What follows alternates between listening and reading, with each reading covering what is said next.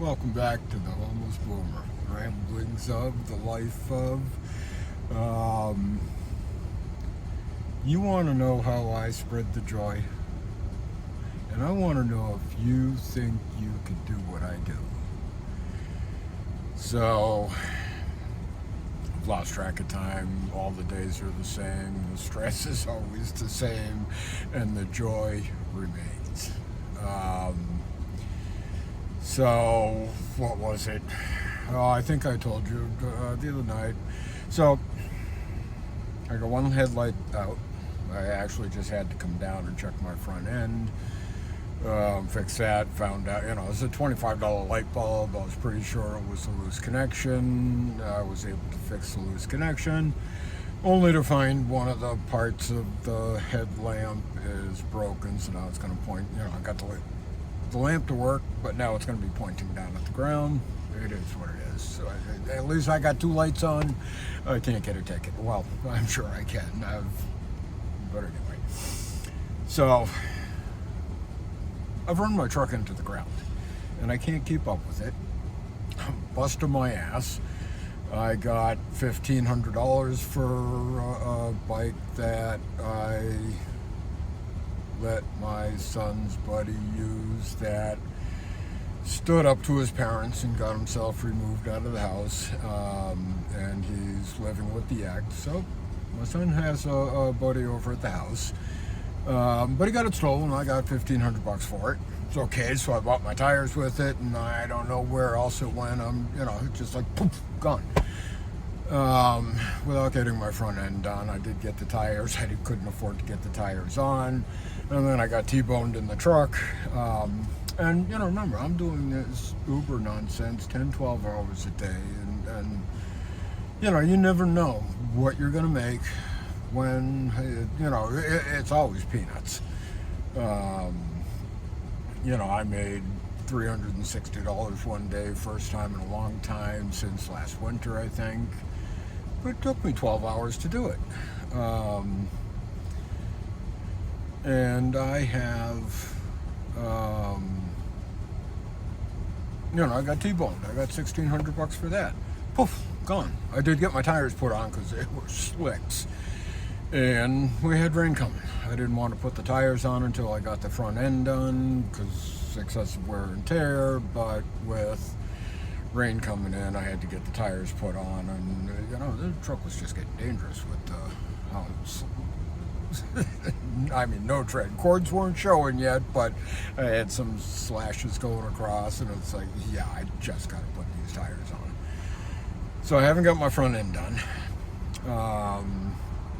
I went out,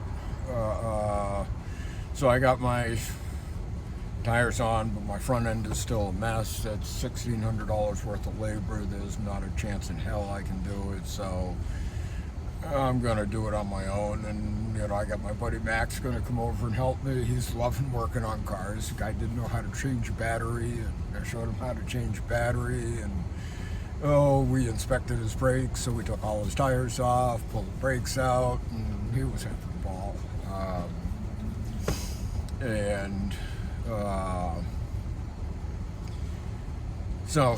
And it turns out that Max is buddies with somebody over at a tire shop, so I might actually, it looks like I'm going to get the truck in a shop to do this, which is going to be way nicer for, besides the fact that we're going to have some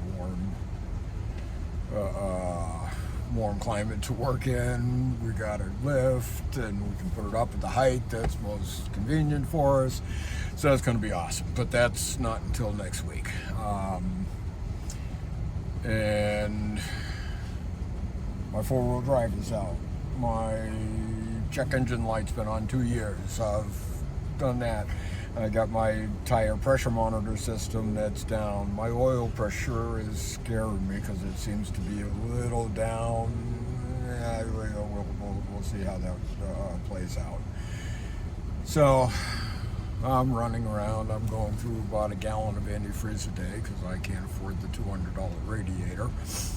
Did some awesome attempts to fix them, but there's just more leaks. I patched one successfully, only to discover another one. I patched that, only to discover another one.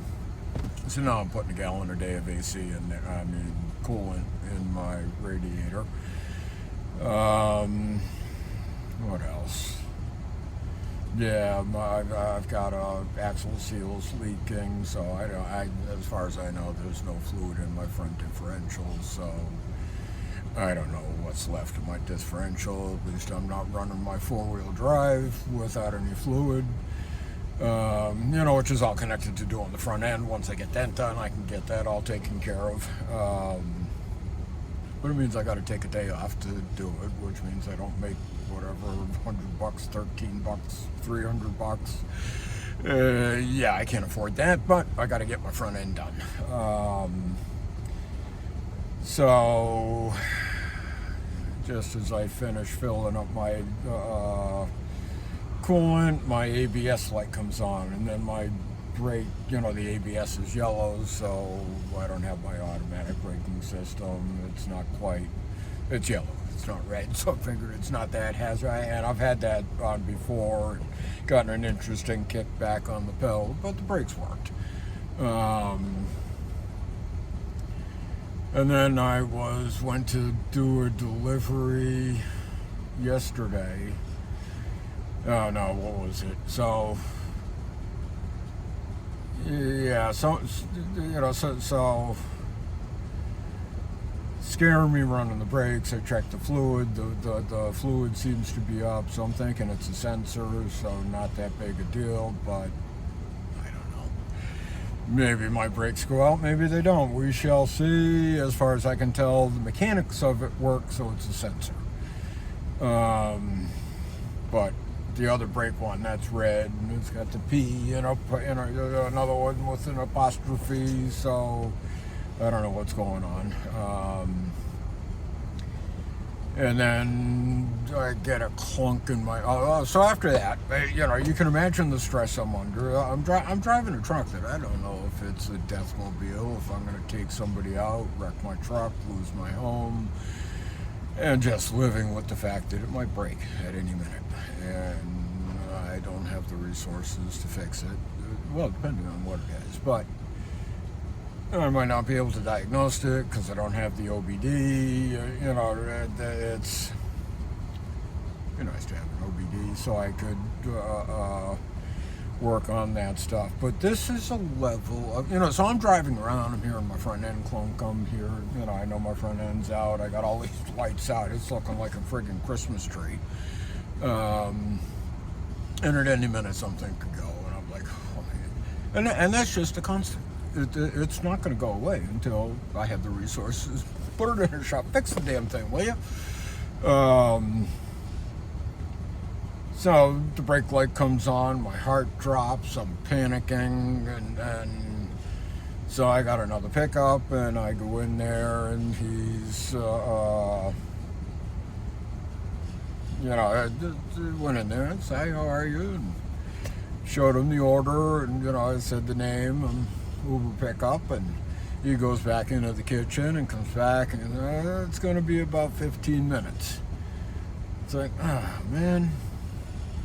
Well, I guess I'm going to cancel this and let the next driver pick up. And a smile came across his face, and he got up and he came over and he said, I want to shake the hand of the only polite driver that's been in here.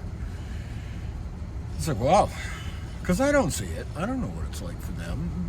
I see other drivers come in and they don't seem to be met, but apparently I was the only polite driver he's ever seen.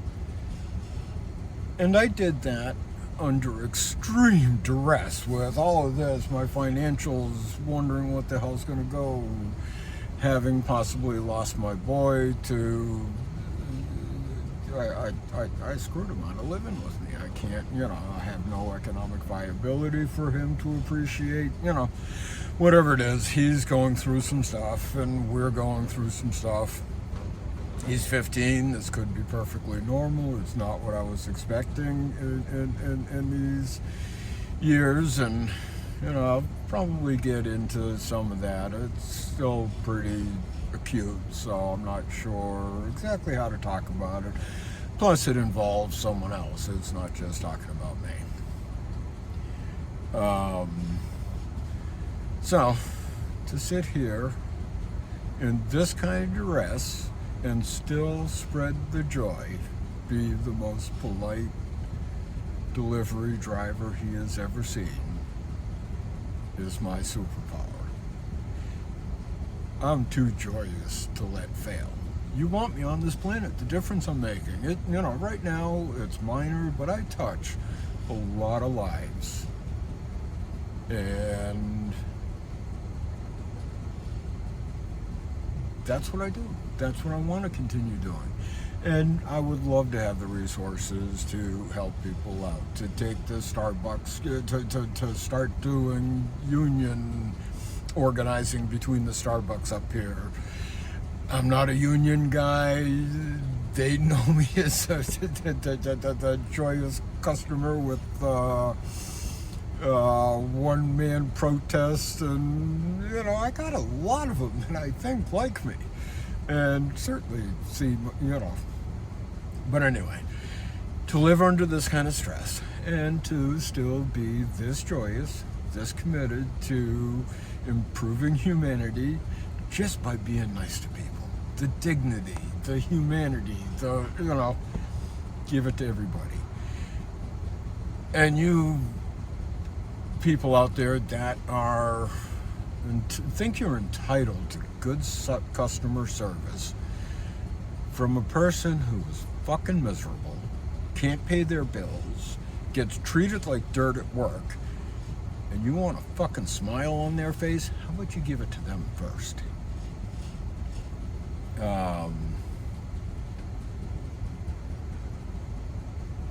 I had a guy that was, thought he was entitled for me to bring his liquor, I think it was a liquor run, in through his hotel and find his room. And it's like, no, I go door to door.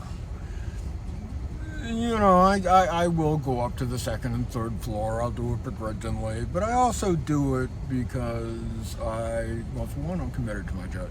Doing my job right, doing it well, even though it sucks, even though it's demeaning and just demoralizing, and I can't get ahead no matter how hard I do this.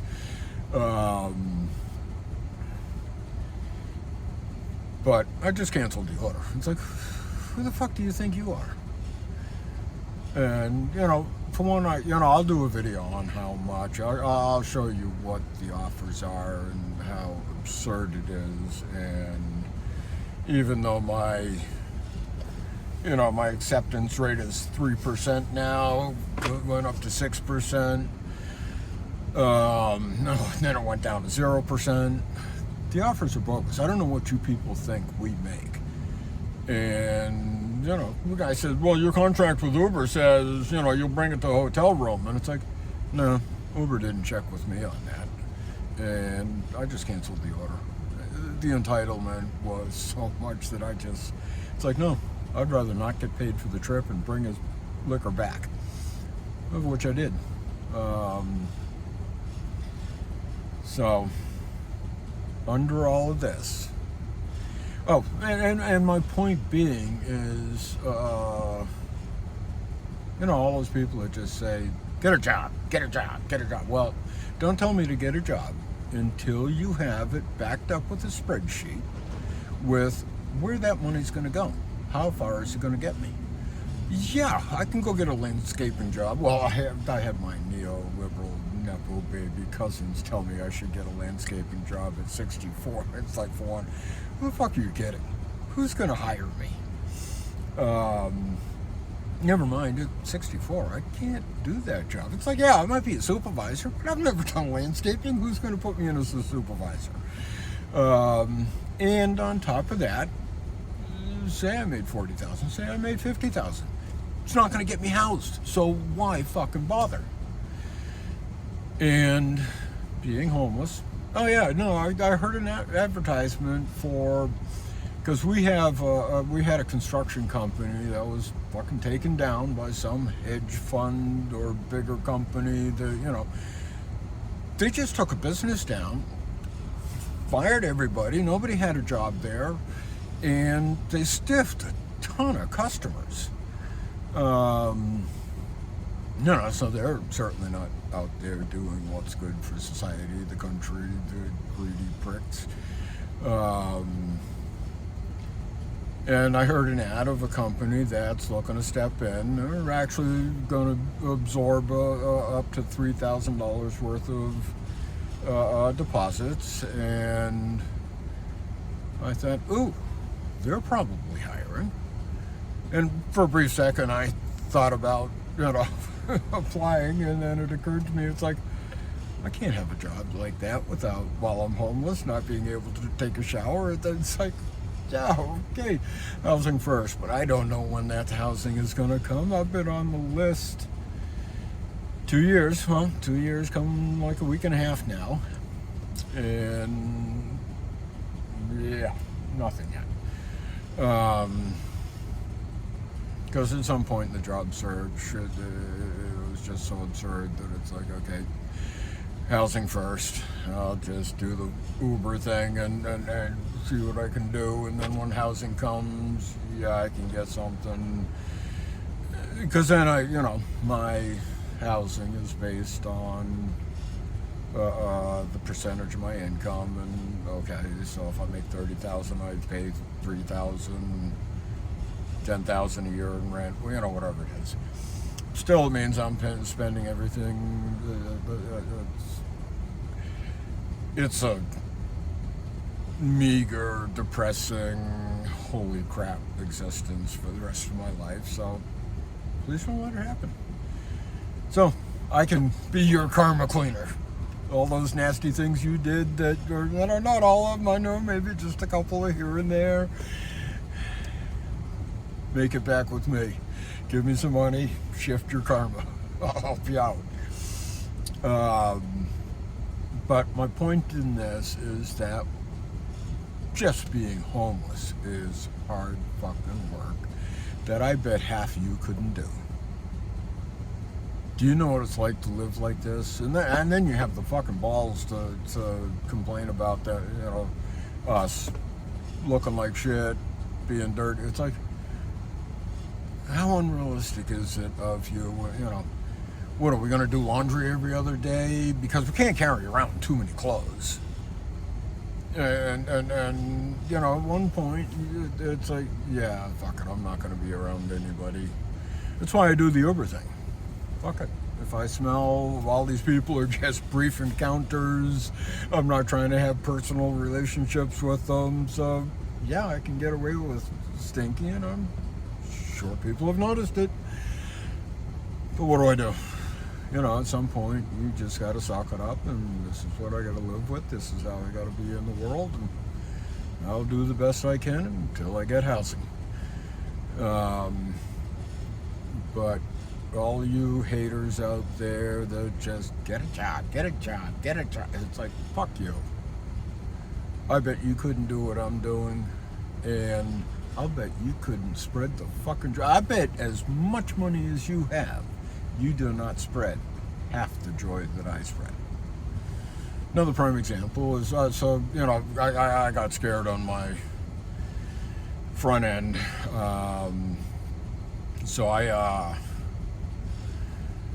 Yesterday was, I was just exhausted. I couldn't do it. Half the exhaustion is the amount of stress that I deal with every moment.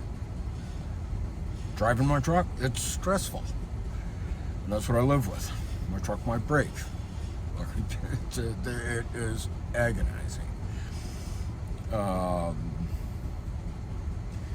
So it was exhausting doing it. I heard a clunk in my front end, which got scary. Kind of sounded like the clunk that just before my tie rod end separated and my two tires were pointed in two different directions, and I spent Christmas Day in the parking lot of a gas station. I climbed in back so I didn't have to turn the heat on, so I could snuggle up in my blankets, and I watched television all day. Watch YouTube on my phone all day until I could get a tow truck in the morning. I made some calls, and I got it worked out, and I got it fixed the other day. But That's the stress we live under. And living under that stress, have any idea how it is to think clearly? I get up in the morning and, first I'm going to go get my coffee. Then I got to figure out, I got to poop. I'm usually pretty regular. Nice good poop in the morning. Couple of cigarettes, coffee, and good poop. Sometimes it comes on faster than others, and I gotta worry about where I am and where I'm gonna poop and what am I gonna have to eat. How hungry am I? Do I have food in the truck? Do I have food that I could actually eat without gagging? Which sometimes I just gotta do because I don't have any fucking money. I haven't had a sit-down meal in over a year. Haven't had a good meal. Well, I can't say I've not had a good meal, but it's very limited. And I am getting sick to death of my repertoire. Most of what I eat is over at Market Basket. So there's a Starbucks over there where I can get my second cup of coffee. And no, I'm not, fuck you to those that don't have your $7 cup of coffee. That'll get you housing. It's like, well, wait a minute. Okay, so if I had a $7 cup of coffee a week, that's what, $50, $200 a month. Yeah, no, that's not going to get housing.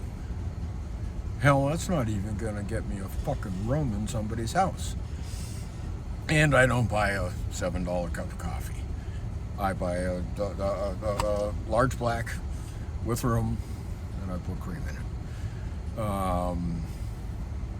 And I used to make I used to go through a pot of coffee a day because I used to be able to make it, and it was down there. Maybe I'd have 2 cups, maybe I'd have 4 cups, but it was all a pot of coffee that maybe I made for $1. Yeah, I'm homeless. I don't have a coffee maker. The cup of coffee I get at the gas station is fucking absurd at $2.45. 2 years ago it was $1. My Starbucks coffee, because I like my coffee. I like a strong coffee. I hate Starbucks, but they're the only one that makes, well, there's a couple other shops that might, but they're even more expensive. It's like, holy crap. So, no, I'm not buying a $7 cup of coffee, and even if I was buying a $10 cup of coffee, it would not make the difference between housed or not housed. So no matter what you suggest for me to do, is it enough? Ask yourself, is it actually enough to afford housing? Because if it's not going to afford me housing, what fucking difference does it make? I have a little bit of comfort, a little bit of external happiness, makes me feel good. I don't get to, I'm going to take a sip all home.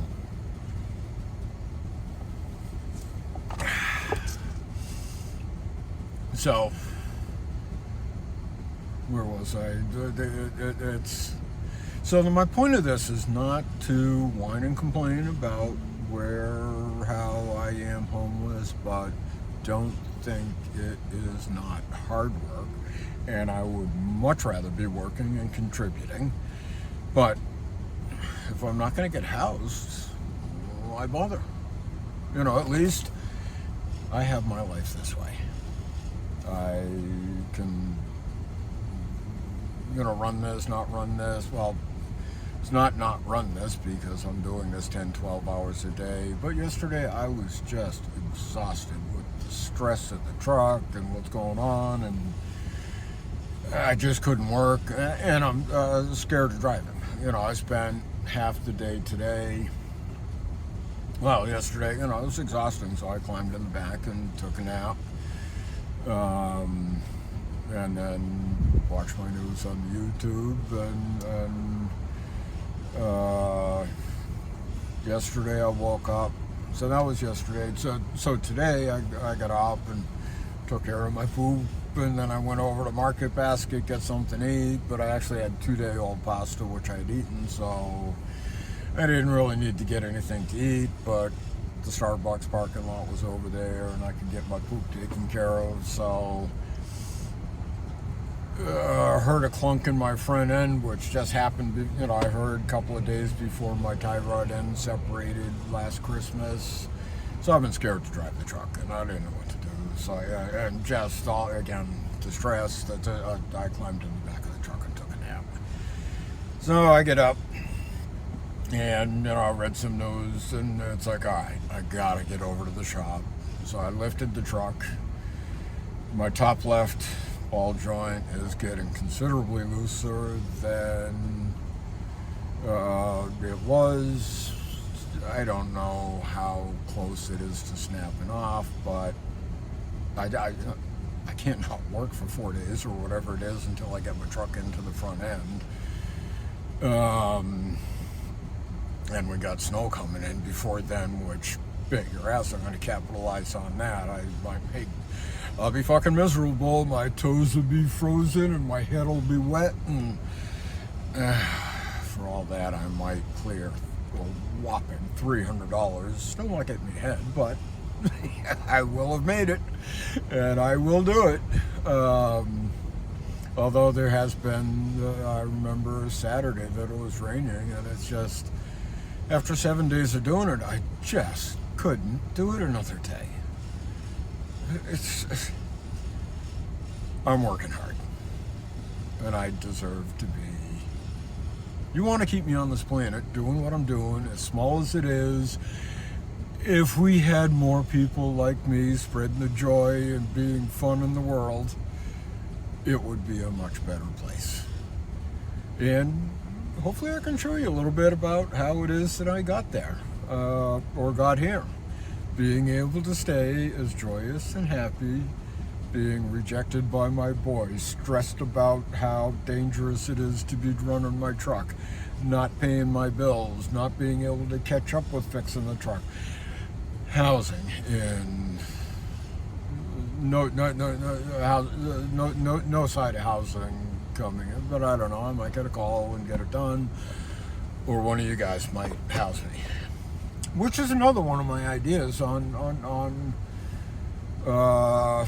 Scott Galloway and all these people that are talking progressive, tax structures and eliminating capital gains and blah, blah, all this fucking intellectual masturbation, which is leaving half this country sucking wind like you have no idea.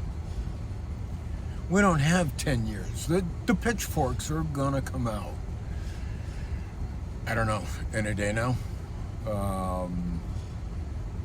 Homeless is an issue. They're blaming the homeless. They're making it more and more. Just Google, or not Google, but search YouTube for the homeless crisis, and you will see RV encampments and RV, and then all these investment bankers and hedge funds and whatever are buying up trailer parks and forcing retirement that had already gotten down to the lowest level of housing out at 75, 80 years old. And you're going to tell me that it is their problem that they're homeless? It is their problem that they can't afford housing? Bullshit. And all they do is they're tearing up the encampments, out of sight, out of mind. But the homeless are not disappeared. They're still out there. They just relocated and more fucking miserable. Weren't able to work whatever they were working, even if it's standing on an island catching change. But the Scott Galloways of the world, the 1% that are progressive and compassionate, that feel they need to change their karma, like Capone donated to the church, start a fund, start buying up houses, start a fund that you don't lose money, but you don't make money. But disrupt BlackRock. Disrupt the control they have over housing. put them out of fucking business. Put them out of the housing business. You could do that. Tie up your money for 10 years, buying up houses, putting people in them, and then pull your money out of it when kind of like what Uber did to the taxi drivers. Except at the end, you're still good people looking to do good things, so then you don't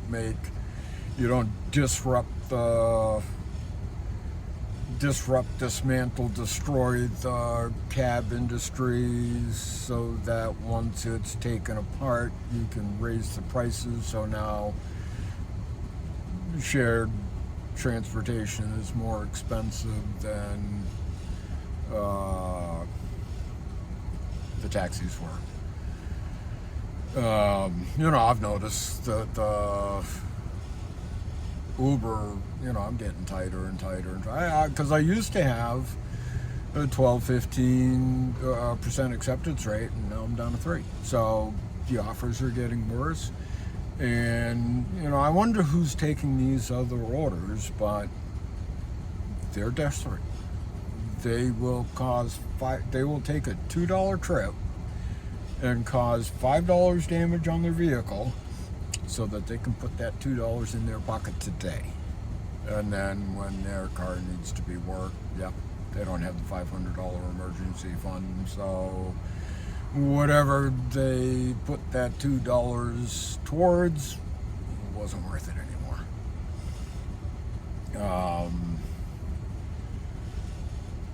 So disrupt the housing. Give your money away. Flood the bottom. Because if the economy is going to crash, which as far as I can tell it is, and it's going to be horrible for those on the bottom. Pitchfork's kind of horrible. So, not that I advocate violence. I hate it coming to that direction, which is why I am promoting a proactive, different approach that may do something sooner before those pitchforks come out. And I'm not real good on this subscribe type stuff, but if you want to support me, you can like and subscribe.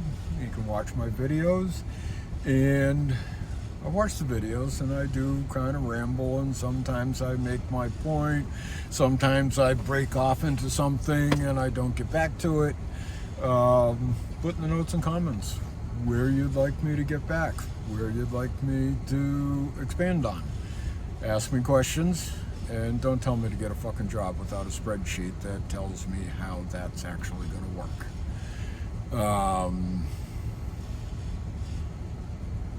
It's the whole thing is broken, even public housing. Because I was talking to an attorney that a lot of the support, she does the legal aid for, the housing. She, talks to, supports landlords. It's free counsel for landlords and tenants. And she's working with people that are in public housing, and she kind of like 30% they can't pay, and kind of appalled at it, or couldn't understand it. And it seems reasonable, given that there's people out there that are paying 40, 50, 60% for their housing. And yes, if you're making $40,000, $50,000, 30% is not bad. You could probably live off of the rest, make a car payment, but you could have a car and afford to fix it, and gas and food and whatnot.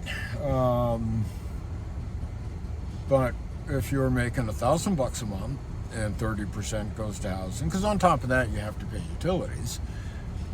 Electric at $100 a month, gas in the winter, I don't know, $300-400.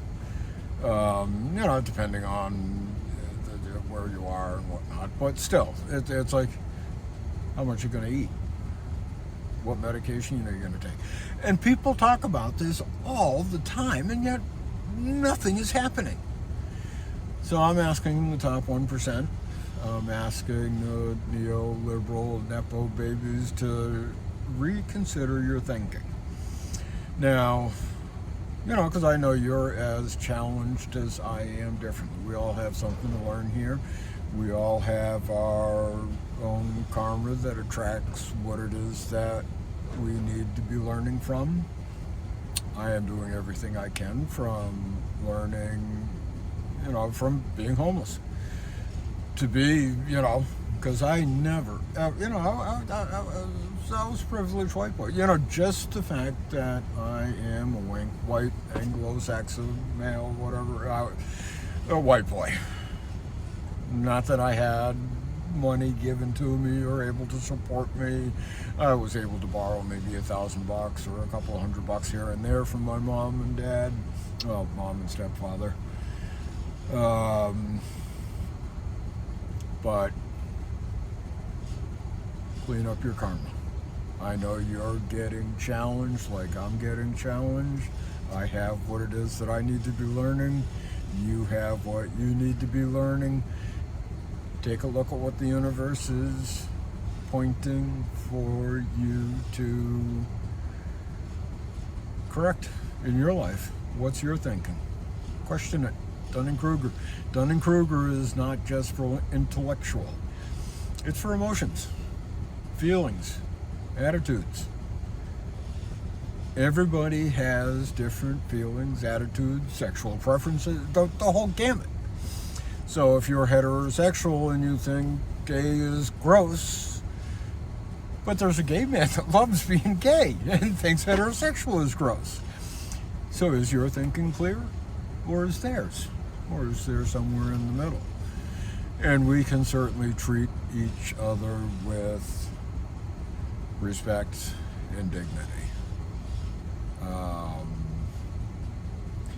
Same with your thinking about homeless people. Just ought to get a fucking job. You guys are drug addicts. Stop doing the drugs. Yeah, I smoke. It is my largest monthly bill.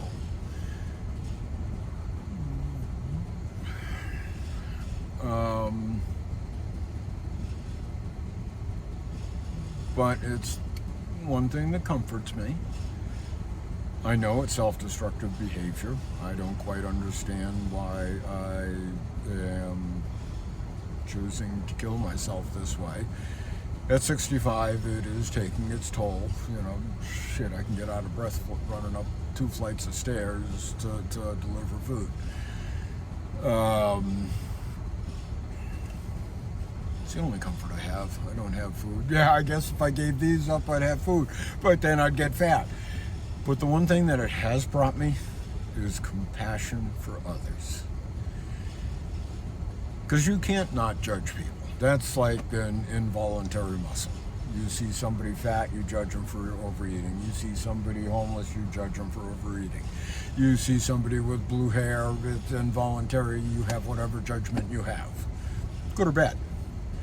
But the bad judgments, learn compassion. I see a fat person and, I can wonder how do you do that? But you know what? How the fuck do I do this? I can't not have compassion for what they're struggling with. So it's kept me humble. It might kill me, but it has made me a better person. And I don't know. I do need to give them up. I do need to get in my health. Being comfortable financially, being housed, being able to reconnect with my boy, see if we can change the direction that's heading. Maybe I can quit. I have quit. A couple of weeks, couple of months here and there, 6 months. But it's my comfort. Like whatever it is that you have, because I know you have something. sex, greed. There's a fucking gamut. But in my most difficult hours, I am joyous. I refuse to it gets back to training way back. I don't know if it was the S training, but it was always, you go someplace, you leave it better than you found it. And it's true for the people that are in there, the people I meet. I'm gonna leave them. If I don't jam. I don't tell them, like, you should smile, be positive. No, that's fucking toxic. I smile with my eyes. My eyes match the smile on my face. It is a brief moment, and even people that are having a hard time smiling, and for all I know, their mom died this morning or ended up in the hospital, and people have the fucking balls to think that she should be smiling at me because I'm a customer and she's making $13 an hour giving me coffee. No. Excuse me. So, if somebody doesn't smile, okay, I'm moving on, no big deal. Because I'm not going to jab them with, hey, you're not happy, and make their day worse, make them angry at me, irritate them. No. I'll smile with them with the eyes matching the smile, and probably higher than 9 out of 10 times, even if I just get a little smirk. That's all I needed. That's all they needed. And maybe I just turned their day around. Not if their mom died first thing in the morning, but if they were just cranky because they got a new noise in their car this morning and they're stressing over a new check engine light come on, maybe I just turned the corner for them by being joyful and pleasant, spreading it.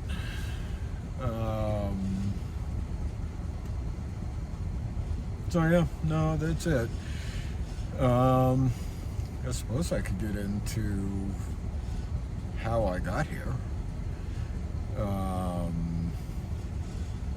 But I think that's another video. I'll give you a taste of it. When I separated from the ex after 17 years of suffering under the toxic, vile, chronic anger of a narcissist, believe you me, I walked away from the house, I walked away from the financials. She fought me on custody of my son. She will do whatever she can to make me miserable at every opportunity.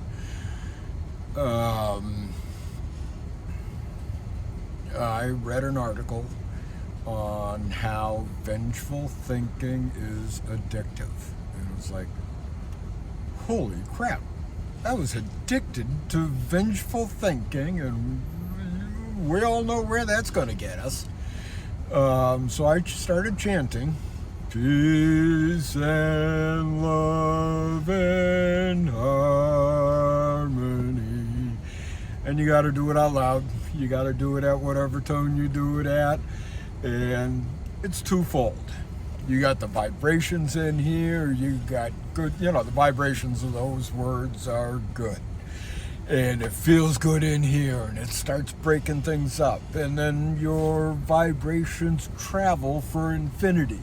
So it's good for the planet. It's good for the universe. The resistance people have to doing that is truly mind-boggling. I've tried to teach people that. I don't know what it is that they have a hard time doing it. Max actually told me he did it the other day. When I first talked about him, I don't know, I'll find my own words. And I told him, it's like, that you have resistance to those 3 words should say something to you. Something you ought to question. Find your own words or question why you have won't say those words. So I started that journey.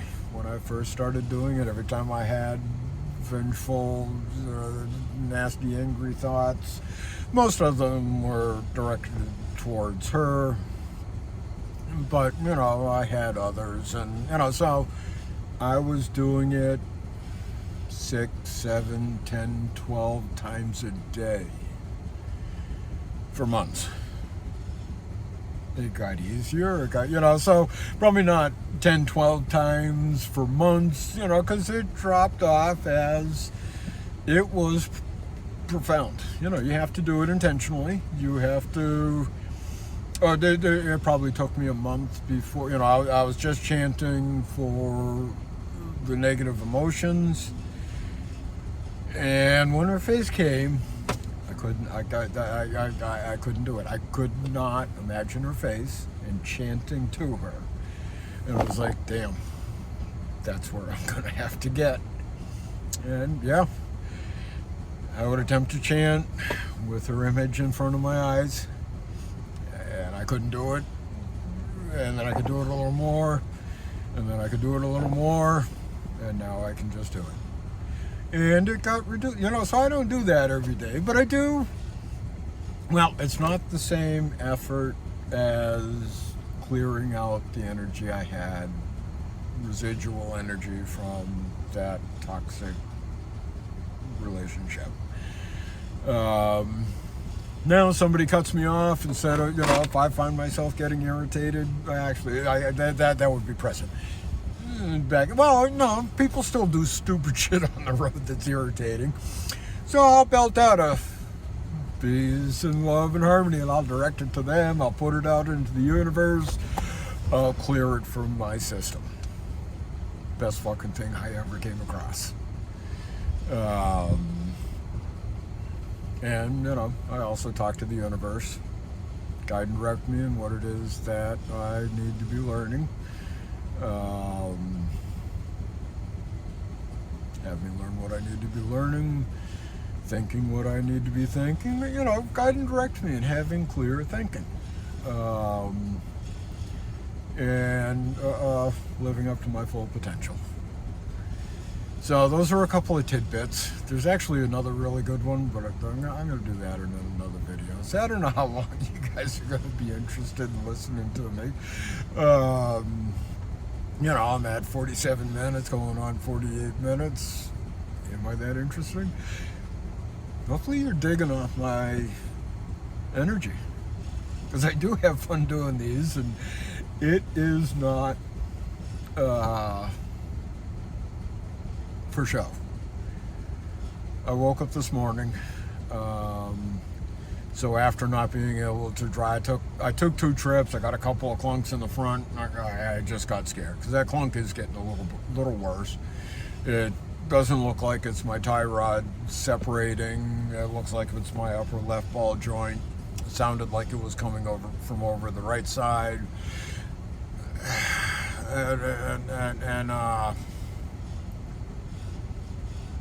I woke up, so I go to bed stressed with that. I wake up this morning. I have a great spot that I have gotten unofficial permission from the police. I've been there for 2 years now. And they let me stay there. I open my door, I see the ocean, and I see the seagulls. I hear them dropping clams, low tide, dropping clams into the ocean, onto the rocks, and having lunch or breakfast, whatever it is. And I talked to the universe. So I woke up this morning.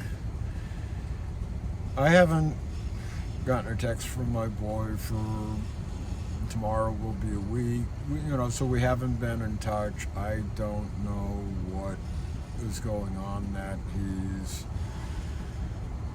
rejected a lot of my thinking. He'll chant peace and love and harmony if I do it, and he does it kind of small, like a timid voice, so I'm not sure how much he's grasped that. So he's And, he's angry and irritated with me. And, I'm sure the fact that his mom got him a cell phone at 10, 12 years old has to do with it. I cannot underestimate the damage I've caused or the harm by becoming homeless and not being economically viable, not being able to support him. I can't even buy him fucking lunch right now. And I don't know where it's going to go. I don't know if I've lost him. And, I always embrace what it is that I need to be learning. What do I need to be doing? What do I need to be listening to, hearing, understanding? And it's gotten to the point I might have to let him go. I don't know. And you have no idea the pain, because this has been going on since I became homeless. The times another trick I have is I have songs that I sing, Joy to the World. I got to find out how I get copyright permission to do that, because, I do it on YouTube. Kind of share what the process is for me, because I have sad love songs. I have, so the love songs are letting go, regret, and, I'll cry because I may be losing my boy right now. It's hard to imagine that he won't come back, but I gotta be prepared for that. And through this process, I got to be able to live with myself. I can't be sad, depressed, crying, miserable all the time. So, I woke up this morning with the stress of my life, stress of the truck, stress of what bills, can I even drive my truck to be doing over? And the separation and distance I have with my boy right now, I should be fucking miserable and crying. And there's moments that I am. But having the emotions, having the feelings, crying it out, and just doing what I need to be doing, to learning I woke up giggling and smiling, and it's like, how the fuck do you do that? And I don't know. I don't even, and then I wonder if I'm just narcissistic. But I know I'm not narcissistic because I do things for people, and I don't care if I'm going to get a payback or not. I do it for strangers. I do it with people that I am likely never to see again, never know their name or any of that. In fact, after a cousin called me narcissist, but it was even bigger than that. It was more so, included narcissists. But anyway, I looked it up, and I started, doing some research on it, and came across a video. And the first thing he said is, if you're here wondering if you're a narcissist, you're probably not. So I'm going to go with that. I don't know what other personality traits there are that would have me that deluded there, where my life is as miserable and challenging as it is on a daily, hourly basis, that I can still be happy. But that's who I am, and that's where I'm going to go. And guide and direct me. That's where the other thing is. You want me to get a job? You got a job for me? You got something I can do that will house me, that will promote a better society, a better way of being? Unions? I don't know. I don't care. You want me to do news? A different aspect from a boomer. I don't know that anybody... well, because I do love... Well, I got another video on the next generation, because I empathize with them. I got hit by the government's policies and the greed that is in this country right now.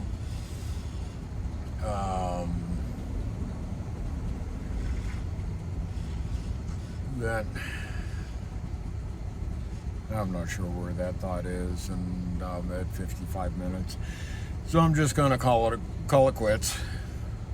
Help me out. I will. Oh, so I just, I've been meeting people that, young men. I got 2 young men right now that it's taken me almost 2 years to kind of work my way, because they're 2-3 generations away from me. I'm this old fucking guy living in my truck, but I'm being friendly with them. One of them was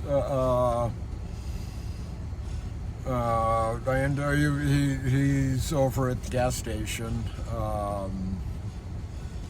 and he stuck his nose into a political conversation that I was having with the cashier, and it was incredibly uninformed and just had nothing to do with reality. And I use that as a perfect example of the Dunning-Kruger effect for the cashier at the gas station there. And I could tell he was irritated with me enough that he couldn't look me in the eye. And I was like, shit, how do I get around this? I don't want to do that to anybody. So not long later, he was out working on his car, because poor kid's car's breaking down every other week, and it's parked over at the gas station. I don't know where he lives. That he doesn't work on his car there, but when it breaks, it ends up at the gas station, and they let him do work in the parking lot there. And this is around when Kamala came out with, "We have more in common than we don't," or whatever it was, but it was, "We have more in common than we don't." It's like, okay, so my first interaction with him, we found where we don't have in common. I'm going to go with, because he's just not that informed, and would probably like to, appreciate different perspectives. He might embrace it. It's like he might understand it. But anyway, it's like, okay, I gotta find, and it wasn't even like I gotta find, but it's like, we have more in common. So I got into a conversation with him about his car. Turns out that he actually knows a fair amount about cars, and does his own work, and maybe by necessity, probably so, but it saves him a lot of money. Even if it's by necessity, there's a lot of people that know nothing about cars. So I started chatting with him about cars, and it's like, all right, that's what we have in common. So every time his car breaks down, we talk cars. And, I offered him a jack. One time he needed a bottle jack, or he needed a jack. He couldn't get the jack stand out from his car with the jack that he had, or it broke or something like that. So he asked me for, if I had a jack, and I had my bottle jack in the truck. So, we got a little closer. And then,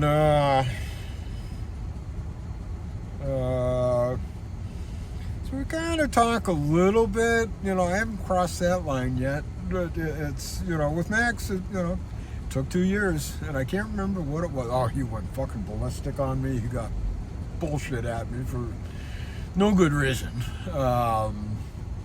And what I have learned from 17 years of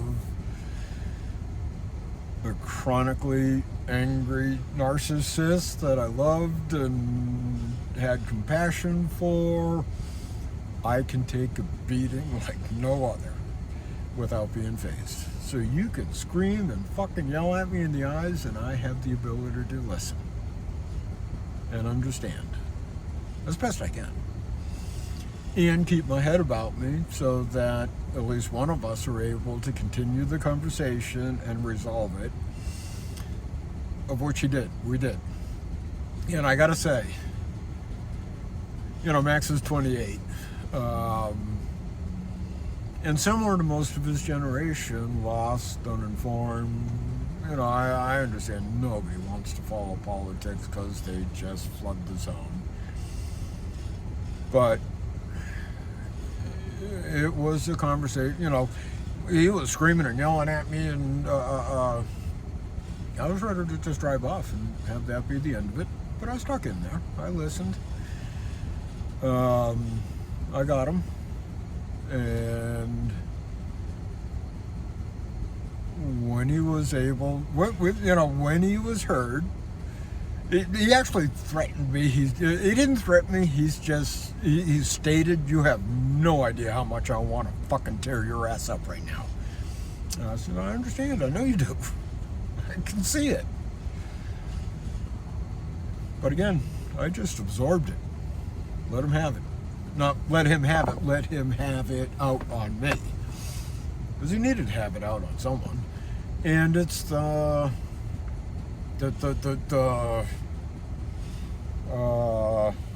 rage bait driven inability to have a conversation with anybody without getting rage. That may be what's going on with my son. That they don't know how to have a conversation without extremes. So I crossed the line with Max, and we actually, at first it was still kind of awkward, because I've seen a lot of people where, we almost cross the line, and then they get scared and pull back. It's like, all right, well, maybe later, maybe not. And Max left, kind of in a little bit of a huff, and I thought that might have been the end of our relationship, and oh well, it is what it is. And because he had to go across the mall, get his car, and then drove by. So I, texted him, said, "Can I call?" Didn't hear from him.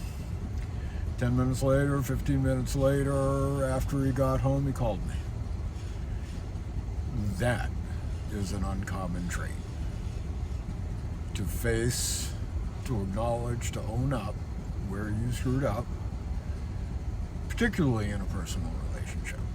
So, Max and I turned the corner, good friends, eye to eye. It's kind of a mentor relationship, in a way that, what comes out of my mouth will be more educational for him, from working on cars to chanting peace and love and harmony to, how to question your thinking.